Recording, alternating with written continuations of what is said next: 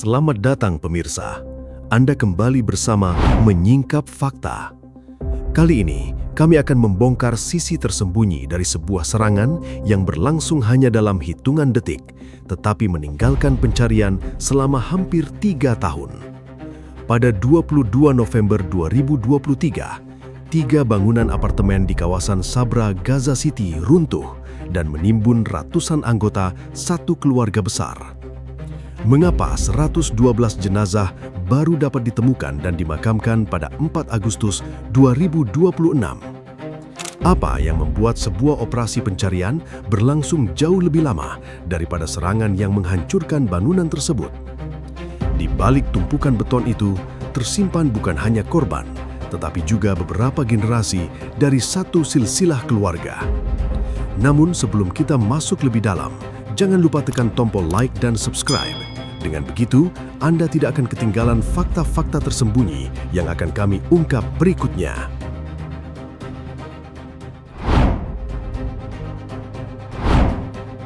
Pada 22 November 2023, kawasan Sabra di Gaza City berubah hanya dalam hitungan detik. 3 bangunan apartemen yang dihuni keluarga besar Al-Hassaina, yang juga dikenal sebagai keluarga Abu Sharia, dihantam dan runtuh. Saat debu memenuhi udara, suara orang-orang yang memanggil kerabatnya bercampur dengan bunyi beton yang terus bergeser. Serangan itu berlangsung singkat, namun akibatnya tidak dapat dihitung hanya dari jumlah bangunan yang hancur. Menurut keterangan keluarga dan otoritas Palestina, sekitar 308 orang tewas di lokasi tersebut.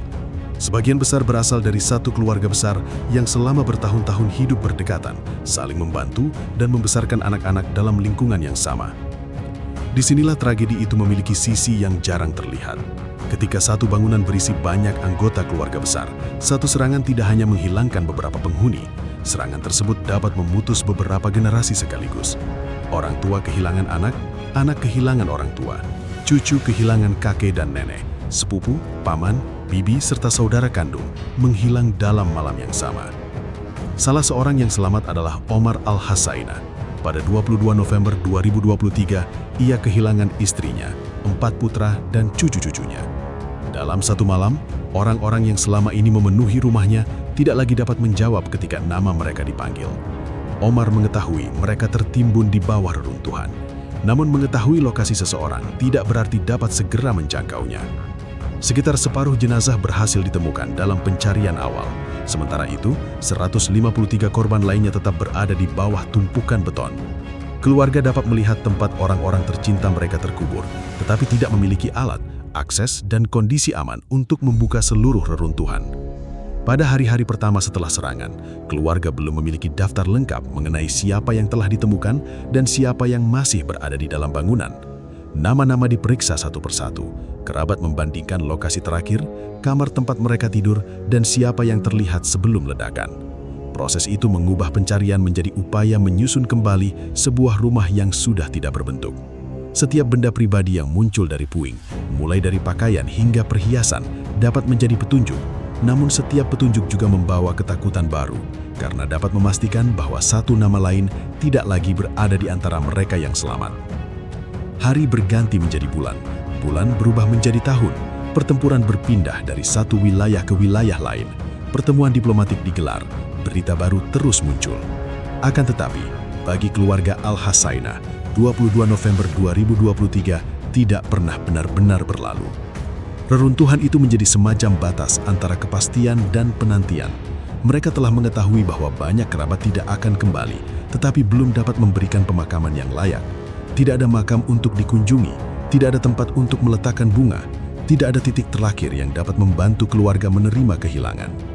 Yang tertimbun di Sabra bukan sekedar ratusan korban. Di bawah beton itu terdapat silsilah keluarga, kenangan masa kecil, hubungan intergenerasi, dan masa depan yang seharusnya tumbuh bersama. Menurut kamu, bagaimana seseorang dapat melanjutkan hidup ketika seluruh keluarganya diketahui berada di bawah reruntuhan, tetapi belum dapat ditemukan? Namun, pertanyaan yang lebih menggusik baru muncul kemudian. Mengapa pencarian mereka membutuhkan waktu hampir 3 tahun, dan apa yang sebenarnya dihadapi para petugas saat mulai membuka lapisan beton tersebut? Pada Juli 2026, Hampir 3 tahun setelah serangan di kawasan Sabra, tim pencari akhirnya kembali bekerja lebih dalam di lokasi 3 bangunan yang runtuh. Kesempatan itu tidak datang karena puing-puing tiba-tiba menjadi mudah dibuka. Situasi hanya sedikit lebih memungkinkan, sementara keluarga Al-Hasaina terus mendesak agar kerabat mereka tidak dibiarkan selamanya di bawah beton. Sekitar 40 orang terlibat dalam pencarian tersebut. Selama 17 hari, mereka bergerak perlahan dari satu lapisan menuju lapisan berikutnya. Setiap bagian reruntuhan harus diperlakukan seperti susunan yang dapat berubah sewaktu-waktu. Sebuah balok yang tampak tidak penting dapat menahan beban lantai di atasnya. Jika balok itu ditarik tanpa perhitungan, tumpukan besar dapat bergeser dan menimpa pekerja. Inilah alasan alat berat tidak dapat digunakan secara sembarangan. Ekskavator memang mampu mengangkat beton dalam jumlah besar, tetapi kecepatannya juga dapat menghancurkan sisa-sisa korban dan benda pribadi yang diperlukan untuk mengenali identitas. Operator harus memperkirakan letak kamar, tangga, dapur, lorong, dan ruang tempat penghuni kemungkinan berada ketika bangunan ambruk pada 22 November 2023. Setiap gerakan memerlukan perhatian. Beton dipotong sedikit demi sedikit. Besi yang tertekuk harus disingkirkan tanpa membuat struktur lain kehilangan penyangga. Debu tebal membatasi pandangan. Ruang sempit menyulitkan petugas masuk. Di saat yang sama, ancaman pertempuran belum sepenuhnya hilang. Ketika situasi di sekitar lokasi memburuk, pekerjaan dapat terhenti meskipun korban hampir berhasil dijangkau. Masalah lain adalah keterbatasan bahan bakar dan peralatan. Pencarian membutuhkan mesin pemotong, lampu, sarung tangan, pelindung kepala, ambulans, dan jalur aman untuk membawa jenazah keluar. Di wilayah yang jalanannya rusak dan pasokannya terbatas, satu mesin yang berhenti dapat menunda seluruh operasi. Tim penyelamat juga harus membagi tenaga untuk menangani lokasi serangan lain yang terus bertambah. Sebelum menggali lebih jauh, para pekerja harus menyusun gambaran mengenai bentuk bangunan lama. Keterangan penyintas menunjukkan letak kamar tidur, pintu masuk, tangga, dan ruang keluarga. Informasi tersebut menjadi semacam peta di tengah puing yang tidak lagi memiliki bentuk. Mereka juga memperhatikan rongga kecil di antara lantai yang bertumpuk, karena bagian itulah yang dapat menyimpan sisa-sisa korban.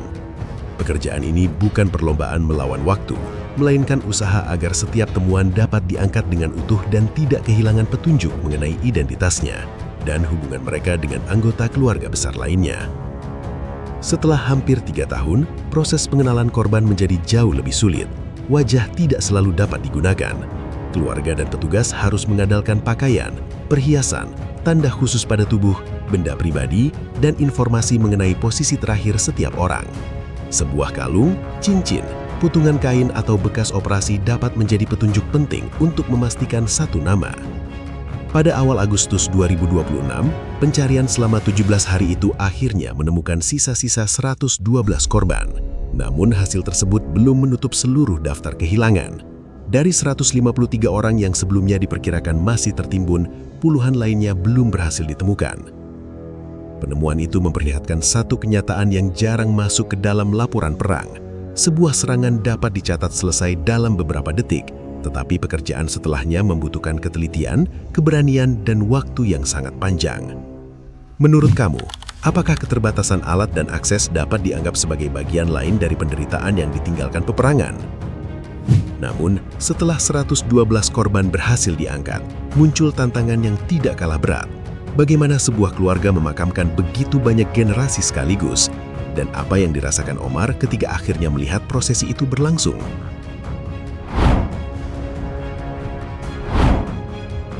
Pada 4 Agustus 2026, ratusan pelayat berkumpul di kawasan Sabra, Gaza City. Di antara bangunan rusak dan jalan yang masih dipenuhi bekas perang, 112 jenazah dari keluarga besar Al-Hasaina akhirnya dipersiapkan untuk dimakamkan bersama. Mereka bukan korban dari serangan baru. Mereka adalah orang-orang yang tewas pada 22 November 2023. Tetapi baru dapat diangkat dari reruntuhan hampir 3 tahun kemudian. Barisan jenazah itu memperlihatkan sesuatu yang sulit dipahami hanya melalui angka. Dalam satu prosesi, sebuah keluarga harus mengantar orang tua, anak, saudara, sepupu, paman, bibi, kakek, nenek, dan cucu menuju tempat peristirahatan terakhir. Di antara keseluruhan korban serangan tersebut, terdapat puluhan anak-anak. Mereka meninggal pada malam yang sama, tetapi keluarga baru memperoleh kesempatan untuk memakamkan sebagian dari mereka pada Agustus 2026. Bagi Omar Al-Hasaina, hari itu membawa perasaan yang saling bertentangan. Pada serangan 22 November 2023, ia kehilangan istri, 4 putra, serta cucu-cucunya. Selama hampir 3 tahun, ia mengetahui mereka berada di bawah tumpukan beton, tetapi tidak memiliki makam yang dapat dikunjungi. Ketika prosesi pemakaman akhirnya berlangsung, penantian panjang itu berakhir. Namun pada saat yang sama, kehilangan yang selama ini tersimpan kembali hadir dengan kekuatan penuh. Pemakaman tidak mengembalikan orang-orang yang telah tiada, namun keberadaan makam memberikan titik terakhir yang sebelumnya tidak dimiliki keluarga. Ada tempat untuk berdoa, ada nama yang dapat disebut di depan pusara, ada lokasi yang dapat dikunjungi ketika kerinduan muncul. Bagi keluarga yang bertahun-tahun hidup dalam ketidakpastian, hal sederhana itu memiliki arti yang sangat besar. Dampak serangan tersebut juga tidak berhenti pada jumlah korban. Ketika beberapa generasi meninggal bersamaan, jaringan keluarga ikut runtuh. Tidak ada lagi nenek yang menyimpan sejarah keluarga. Tidak ada lagi paman yang biasanya membantu saat kesulitan. Tidak ada lagi sepupu yang tumbuh bersama. Perayaan, pernikahan, dan pertemuan keluarga pada tahun-tahun berikutnya akan selalu memperlihatkan ruang kosong yang tidak dapat digantikan. Di tengah prosesi itu, kesedihan tidak datang sebagai kejutan baru. Keluarga telah mengetahui kematian mereka sejak 2023. Yang berubah pada 4 Agustus 2026 adalah bentuk kehilangan tersebut. Selama bertahun-tahun, mereka berkabung di depan reruntuhan.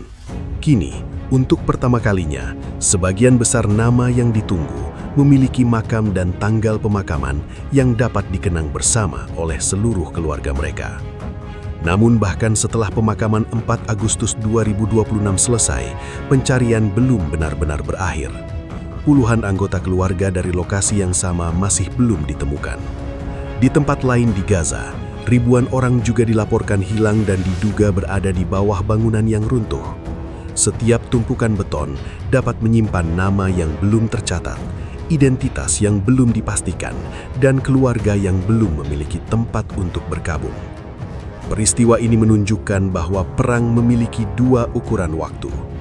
Bagi pihak yang menyerang, operasi dapat selesai ketika sasaran telah dihantam. Bagi korban perang, serangan terus berlangsung selama jenazah belum ditemukan, identitas belum diketahui, dan pemakaman belum dapat dilakukan. Dunia dapat berpindah menuju krisis berikutnya. Berita dapat berganti setiap hari. Namun keluarga Al-Hasaina tetap terikat pada satu malam ketika sebagian besar silsilah mereka terputus.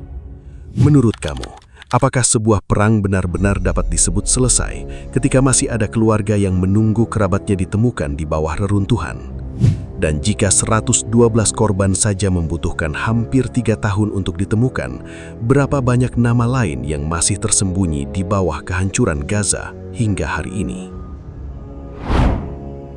Serangan pada 22 November 2023 hanya berlangsung dalam waktu singkat. Namun bagi keluarga Al-Hasaina, akibatnya terus berjalan selama hampir 3 tahun.